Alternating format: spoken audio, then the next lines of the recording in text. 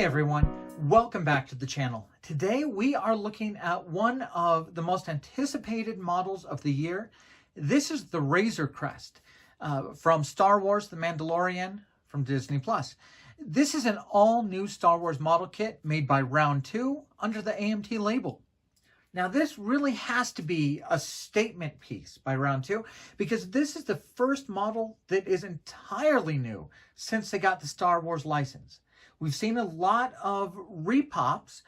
We've seen only one with kind of retooled and improved things. That's the Darth Vader TIE Fighter. But this is an all-new model, and really it needs to show what Round 2 can do with the Star Wars license. Now, first off, we really can see they're very proud of this model kit. They have absolutely gorgeous artwork across the front of the box. A big badge here, reminding us it's an all-new Star Wars model kit from AMT. So they're really hitting the point that this is their all-new model kit. We should expect completely modern tooling. It should be incredibly accurate and should look great. We've got a wonderful picture there of the Mandalorian himself. We have a picture across the side of a built-up model. Across the bottom, we have shots from the show showing the Razor Crest and the Mandalorian. On the top of the box, we get an image of the decal sheet. We'll take a look at that closer a little bit later. We have the two modes the model can be done in, the classic dome base by Round 2 or on landing gear. And on the back of the box, we do have 13 inches long, making this about 1/72nd scale. It's not listed anywhere on the box as 1/72nd scale. The other thing I've noticed is I have no piece count on the back of the box. Intricate cockpit includes the Mandalorian and Grogu. At my house, we still call him Baby Yoda. We have clear parts to view the cockpit, authentic detail. Yeah, and that really does look gorgeous. Lots of engraved detail, but we'll see that when we look at the parts. And really, their sample for the box art is an incredibly painted model kit. It does remind us that that is made by a professional modeler, and the lighting effects may be simulated. You know, if we can, we will try and light this model kit up as we build it. As Round 2 has been doing on most of the model kits in the past few years, the decal and the paint guide is done on the inside box. So there we can see some top and bottom views of the ship with the callouts for where the decals go. Here is our front and our back. You know, the ship really just looks very much aluminum and heavily weathered. Around this side, we have the interior paint guide for the interior of the cockpit. We get an idea of how to paint the two figures. Looks like that may be the back wall for the cockpit. And as you can see on this picture, the model can be built with those ramps either up or down. It can be built with the landing gear or just on the display stand. And here we go. The exterior of the model pictured on this box was painted with Spaz Sticks 10,009 Ultimate Mirror Chrome, then hand weathered with a wash of diluted black. So yeah, really one coat of a heavily shined metallic and heavily weathered will be the way to do this ship. All right, time to look at the plastic. And looking at the instructions, looks like the highest numbered piece is piece 99. And then about 12 clear parts. So I haven't counted every piece, but it looks like about 111 pieces. So first thing to look at is the Mandalorian himself. As you can see, there he is in a seated pose. Here are his two arms. And over here we have the carrier or the bassinet or such for Baby Yoda or Grogu, the foundling. And then here is our tiny Baby Grogu right here. So just to give you an idea of scale, that's about how big Grogu is. A tiny little Grogu. as far as scale for the Mandalorian. He is just about identical to the 1/72nd scale figures being put out in kind of Bandai. So a very good size for a 1/72nd scale ship. After seeing how small that little Grogu is, whoever painted the model for round 2 really did an incredible job on such a small little figure. So you can tell there is a lot of detail that can be painted on those, but yeah, very small. All right, we have 2 pieces that were not on sprues. This is the main fuselage of the ship, and this is a bottom piece to that fuselage. This is also where your stand will attach. We have a sprue that is really the top of the ship. This sprue looks to be mostly some add-ons to hull pieces and the guns for the ship. 2 little sprues that hold the engine bells and engine details. This sprue looks like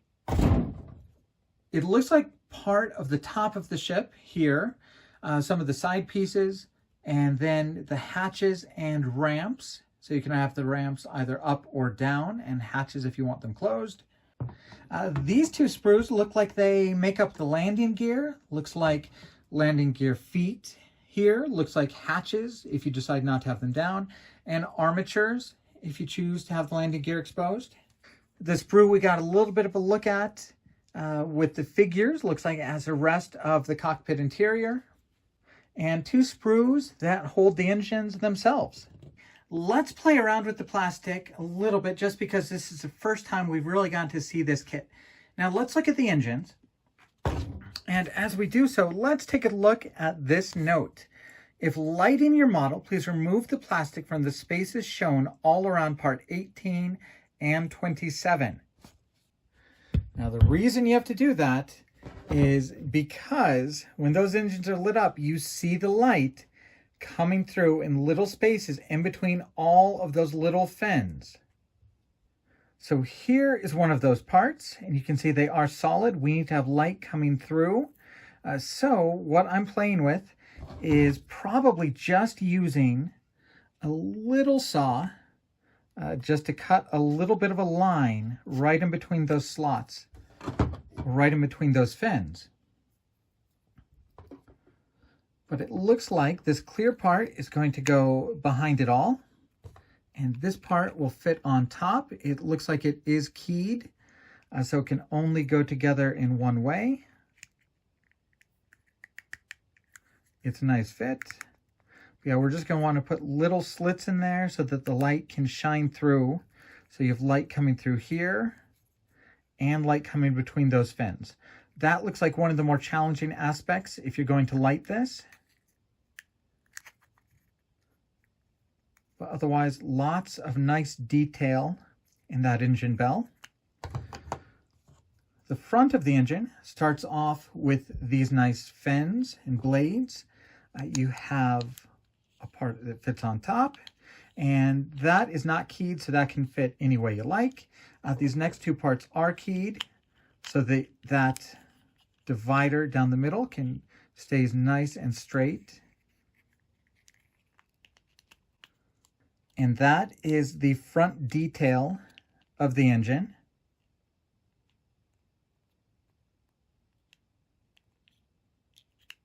The engine itself is done in 4 parts. They are differently shaped, kind of like puzzle pieces, so they can only fit in to each other in a single way. So no chance you'll put them together wrong.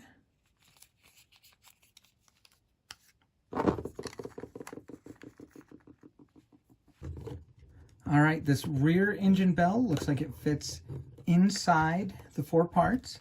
I'm just kind of holding them together right now with a little bit of Elmer's glue. But you can kind of see how that fits in, and you can imagine if we had an LED lighting that up, you'd see all sorts of nice light detail coming through those grills. And you can see most of those seams follow panel lines, kind of right there. So you imagine once we use some actual modeling cement and squeeze these together, it should be pretty seamless. The front fits on like that. Once again, you line these up so that it stays nice and straight. But that should give you a good idea of how the engines go together and what kind of detail they'll have when it's completed. The plastic is a nice silver gray. You can see some swirls in it, so you'll definitely want to paint it. But that should have a lot of nice detail once you start panel lining and weathering this model. Let's get a couple looks at just kind of the detail provided in this model.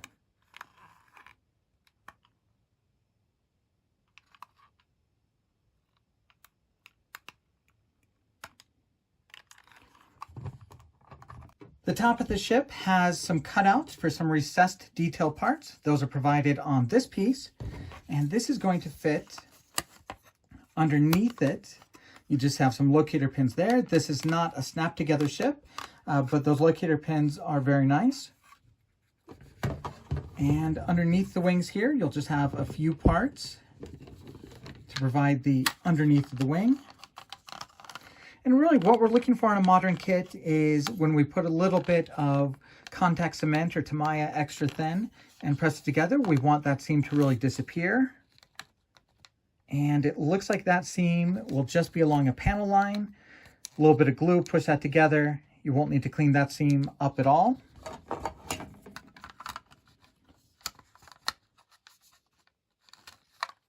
And same thing on the other side.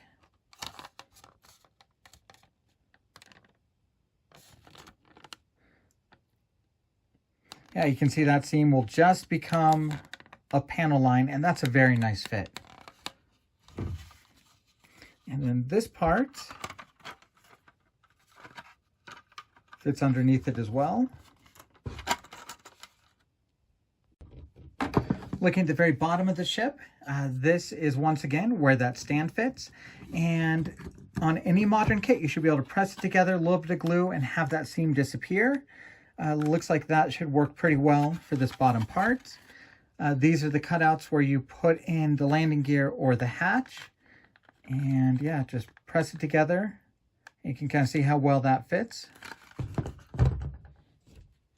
And we've taped up the top. We're going to try and put it all together to get an idea of what it'll look like. All right, so we have the ship kind of held together right here. Once again, here's where that seam is, and it just nearly disappears once you press it together. There's a seam right across the back here. That's a very nice fit. Looks like we'll have a detail piece to fill in back here. But let's take a look at the engraving and the detail across the fuselage of the ship. This is where the guns will attach. Here's kind of the front. That looks like the only part where you might lightly sand it to get rid of the seam if it doesn't go away once it's glued. And let's look at the detail provided by that part that provides the recessed pieces. So that's that recessed part. That's the recessed part. One interesting thing I learned is these are droid sockets. This is where an R2 unit or an astromech would be plugged into the ship to navigate. But of course, the Mandalorian has a no droids policy, so he does not use droids. He has to do it manually. But there's the engraving, there's the detail. And let's look at how that engine would attach. Plenty of room to run a wire between these two parts, but it looks like you will have to drill holes in the plastic behind it.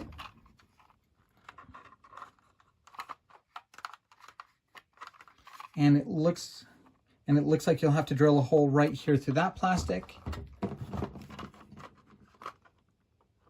And the engine will fit in with those tabs going into those slots. And just for kicks, since this is supposed to be 1/72nd scale, a very common scale for ships, let's see what it would look like next to a Y-wing. Here is Boba Fett's starfighter, the Slave 1, the fire spray. So you can see, Yeah, I'm not sure if this is really in scale. Boba Fett looks a little larger than the Mandalorian would there. But that's the Slave One compared to the Razor Crest. And of course, what would it look like next to everybody's favorite ship? You can see cockpit to cockpit there, pretty in scale. But of course, the Falcon is going to just dwarf the Razor Crest. And just for kicks, here's a little bit of a look at my Falcon. The model ends up being about 13 inches across. It ends up being about 3.5 inches from kind of the thickest part to the bottom. And the engines themselves end up being about 5.5 inches. And the last thing to look at today is going to be the decals.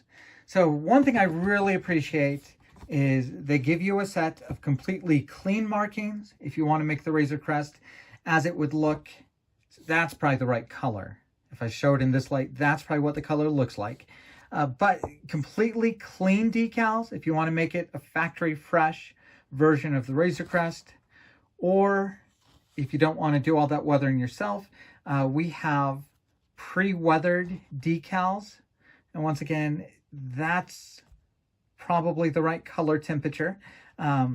Pre-weathered decals so you can put on and have it look aged and beat up. Lots of other little markings. Those look like control panels for the inside of the cockpit. Some more up there. Once again, those look like cockpit decals. I'm not sure where most of those other markings will go. We'll just have to look at the instructions when we get to those parts. But that is our look at the AMT Razor Crest 1/72nd scale. My first impressions is this is a great kit. The fit is wonderful. The detail looks good. Looks like a lot of smart decisions made in it. Looks like a tiny bit of modification on those engine bells to get to the right lighting effect. And that's really to get it to the full lighting effect seen in the show. If you just light up the clear part, no one will notice that these little fins don't have light coming from in between them. But I think it's going to be a very fun kit to build. I'm excited to kind of sink my teeth into it. We'll do lots of videos along the way. Let me know if you have any questions or if there's anything I need to show about the model kit that we didn't see in this first video. And we'll be back with some build videos pretty soon.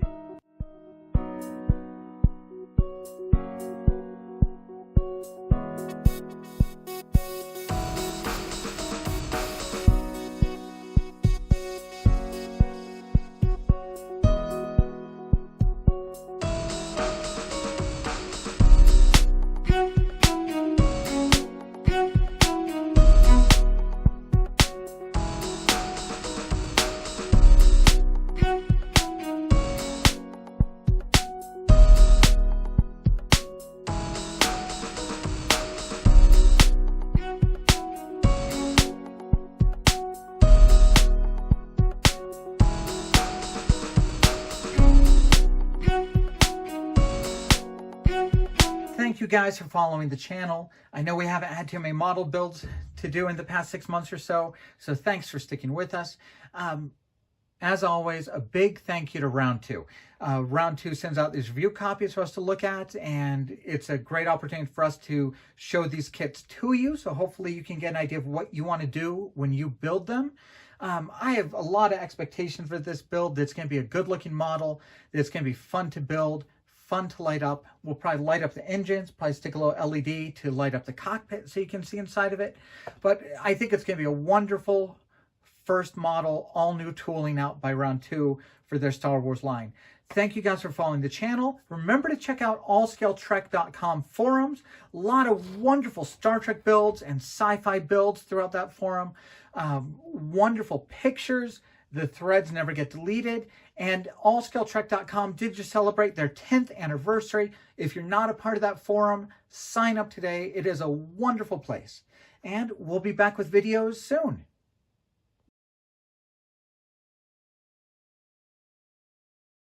The model ends up being about 13 inches across.